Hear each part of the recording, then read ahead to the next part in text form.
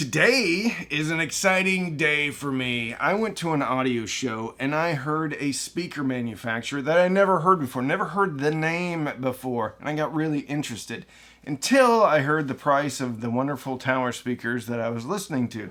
I think it was, 8 or 10 grand. However, they do have more affordable speakers and they do have bookshelf speakers, which I really like. So I asked them if they would send me some more affordable bookshelf speakers, and they said, yes! This is the Amphion Argon Ones. It's a two-way bookshelf speaker. Awful lot to like about this speaker. It is also very interesting with how you can use it, but there are a few things that I wish were different. So sit down, grab a cup of coffee, and let's talk about the Amphion Argon.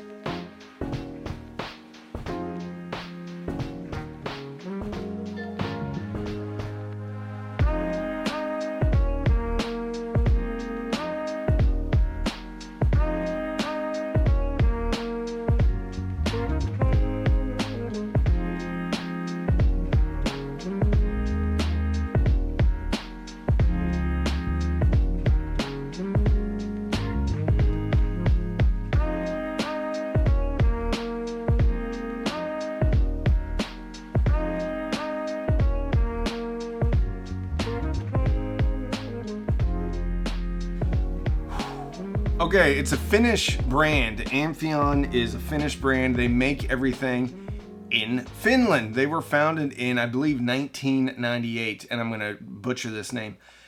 Anssi Hevo, and it's got 2 dots over an O. Havoyan? I don't know.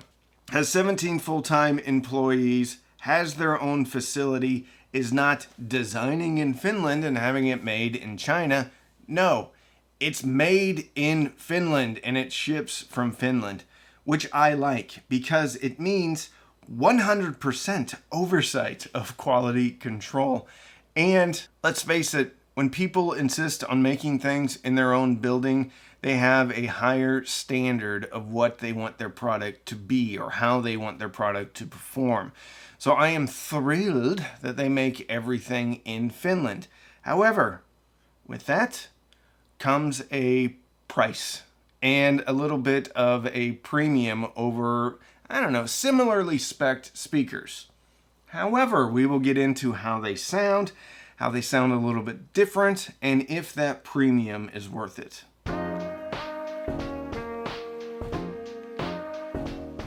These speakers are coming in around $1,900 a pair, so definitely not inexpensive for what they are. It's a two-way bookshelf speaker with a rear port. You have a titanium dome tweeter on top and a very large waveguide. A 5¼ inch aluminum alloy woofer. Some people do not like aluminum woofers. I don't really have a problem with them. They are used a lot in the ELAC Unify series, and I've always, for the most part, loved that speaker. And we'll get into this when we talk about sound quality, but their choice of materials on this is not going to penalize them in the sound category. 8 ohm impedance, 86 dB sensitivity. So while these take a little bit of juice, the 8 ohm nominal impedance makes them somewhat easy to drive.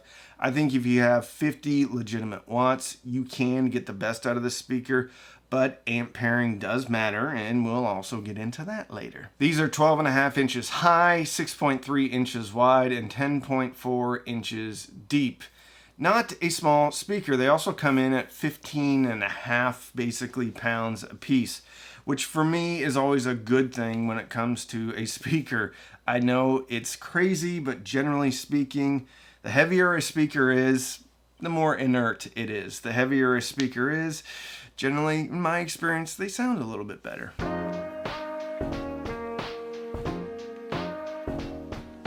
Quality of construction.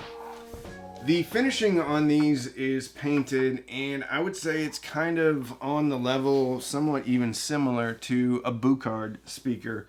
So you can tell there are lots of coats of paint on this, and then some type of sealant. You will also notice that there are no grills, or that there are grills, but they're permanently attached. So you have mesh wire honeycomb covered drivers. Huge waveguide on that tweeter. And they say in their literature, or basically their spec sheets, that it provides a whole room sweet spot. I would have a tendency to believe that. However, when you have such a wide dispersion speaker, sometimes the imaging can be a little bit loosey-goosey. Not really so with the Amphions. One thing, on the back too, I love the port design. A lot of times you can have somewhat of a good looking port on the actual exterior of the speaker, and then you go in and it's just a cardboard toilet roll type of tube. But the finishing goes all the way from what I would consider to be kind of a flangeless design all the way inside. And while the finishing of the port is a little bit rougher, it feels like it's fused, so it's one piece. And that's an easy way for me to tell somewhat of the quality of a speaker, just feeling the port and how it's attached. There are also threaded inserts on the back of this if you want to mount it. They call this a monitor speaker. One thing I'm not crazy about is the binding posts on top. For a speaker that's coming in at pushing $2,000, $1,900, I feel like the binding post should have been better. This feels, whoopsie daisies, it doesn't feel like terrible, but this feels like the type of binding post that you would get on a Dayton Audio or something like that. Does it really make a difference? No, I don't think so. But everything matters when you have perception of a speaker. And when you have a $1,900 speaker, I think they should have better binding posts. Just my opinion. Probably zero impact on performance, but it does have an impact on my perception of the speaker.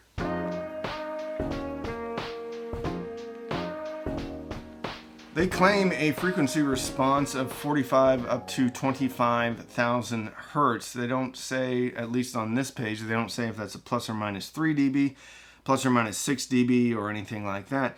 In real world usage, I wouldn't doubt that. If anything, these things punched harder than I thought they would. And the way that they punched was so tight and very articulate. It felt like the bass was very fast, and when it called for it, it would drop a bomb. I listened to a lot of Beastie Boys, Hello Nasty. I've just been addicted to that for, I don't know, testing or evaluating speakers lately. There's a song called Flowing Prose, and also Intergalactic, but I'm kind of off Intergalactic because I listened to that song so much. There's just a ton of awesome songs on Hello Nasty. I'll put it to you this way. The amplifiers would run out of juice before the speaker would give up the ghost when it came to handling the bass.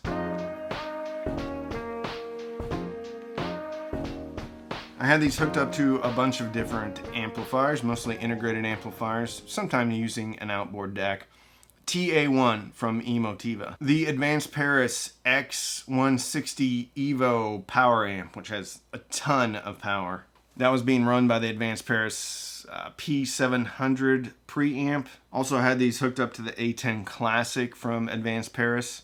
Also had these hooked up to the V3 monos from Fozzy Audio, with the Weem Ultra basically as the front end on that system and running preamp duties. I will say that these speakers are fairly transparent back to the source, back to the amp, back to the DAC. While there wasn't a crazy swing, they always maintained their own personality regardless of what electronics I had on it. There was a bunch of similarities. Bass was tight and felt extended and felt solid throughout the frequency response. So basically it didn't feel like it fell right off at a certain point. Anything in the 80 to 100 hertz region would smack you like an angry parent smacks a referee at a soccer match, kids soccer match when they're 8, and doesn't traumatize the kids at all. It's great for the kids to see a parent strike a 17-year-old referee. Just kidding. I've actually never seen that. I thought I was going to see it at one match, but it didn't happen. Is it a soccer match or a soccer game? I don't know. I'm American. I played football football games. Mid-range. I think the standout aspect of the speaker is the mid-range and really the top end. I'll just put it to you this way. Whatever the recording is giving you, that's what the speaker gives you.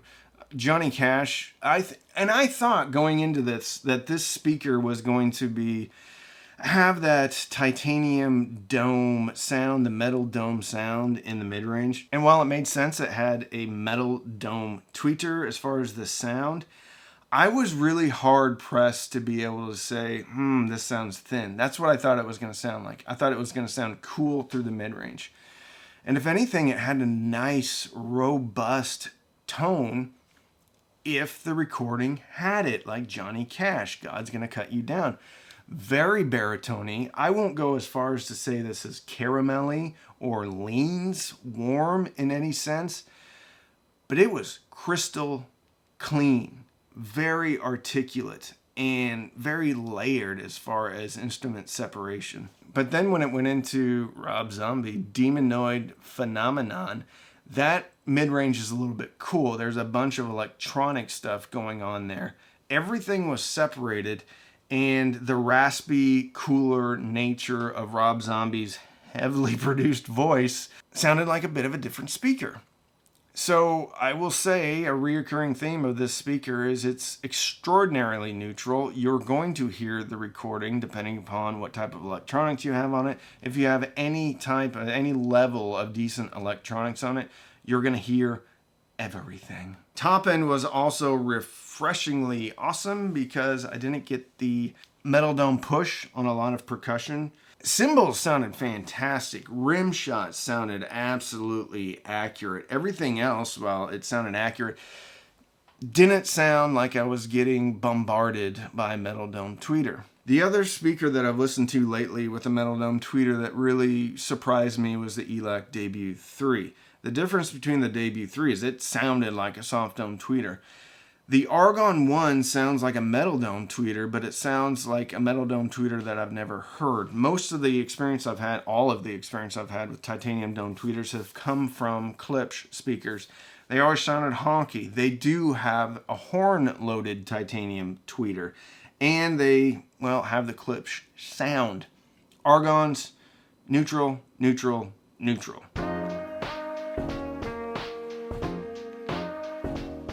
Speakers played huge in my living room, and it's a 5 1/4 inch woofer. Still, you look at this thing and it doesn't look like a small speaker. It looks like a speaker of the size that it should be. I didn't have a sub hooked up for the majority of the listening, and I didn't really feel like I was missing anything. Television and movies are spectacular. There is no wonkiness at all in the mid-range, and you can tell a lot about a speaker by watching TV and movies on them, especially in the dialogue. If you hear a female vocal, if you hear a female actress delivering her lines and there seems like there's a bit of a veil, and then male comes in and he talks, he has a lower voice, and all of a sudden his voice sounds perfect. Sometimes I think I can evaluate a speaker based on dialogue alone from movies or music, but that's no fun. You want to listen to music. The takeaway is the Argon 1 was probably one of the most balanced speakers I've heard for dialogue from movies and TV out of any of the speakers that I've listened to lately. So it gave me enough bass, but when I hooked up a subwoofer and dialed in a bit of a crossover, things got really spectacular. SVS SB1000 Pro was what I was using. I was using the bass management off of the Weem Ultra. So I was putting a high-pass filter on these, and I put it fairly low. So I put the high-pass filter at 60, also dialed in the low-pass filter on the subwoofer to 60, messed with the levels a little bit, and magic. Absolute magic. Everything disappeared, and I had these fairly close to the wall, right next to my fireplace.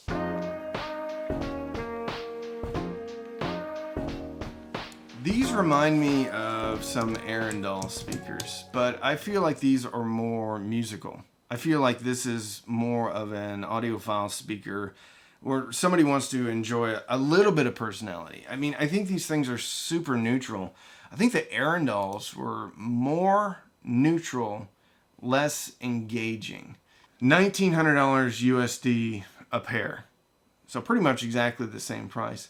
They don't have that mid-range magic. They have great mid-range, but it seems a little bit flatter than what the Amphions are giving you. Amphions are giving, I think, a little bit more depth, but just more nuanced.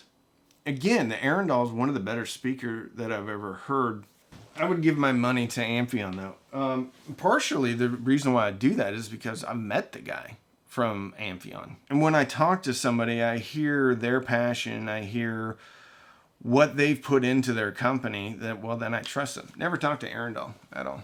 So that's it. Great speaker. If you want to be part of the best hi-fi community in the world, check out my Patreon, patreon.com/cheapaudioman. We have patron-only Zooms, patron-only Discord, patron-only Facebook group.